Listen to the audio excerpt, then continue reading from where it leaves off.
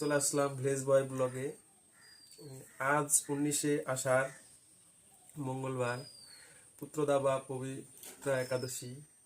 তাই সকাল সকাল বাজারে গিয়েছিলাম, আসতে একটু দেরি হয়ে গেল। এই দেখো বাজার থেকে ফল এনেছি, আপেল এখানে আছে, আর 1 টাকা কলা নিয়েছি, আর সাবুর প্যাকেট নিয়েছি। আমি ছোট সাবুটাই নিই, তো আজকে একটু বড় দানাটা নিলাম। আর 1 টাকা কাঁঠাল বাড়ির গাছে, আর আমাদেরই বাড়ির গোমাতা, তার দুধ হয়, দুধ নিয়েছি। এখানে সাবু ভিজিয়ে রেখেছি বন্ধুরা। আমি শাকার সবজি এগুলো পাই না, বেশিরভাগ ফল, দুধ, সাবু, কলাই পাই। আর এই দেখো ফুল আর তুলসী আলাদা পাত্রে আবার চয়ন করে রেখেছি, কালকে দ্বাদশী, ফুল তুলসী পাতা তুলতে নেই। আর এই যে আমার বিন্দাজিকে দান করে ঠাকুরের ঘরে নিয়ে এসেছি।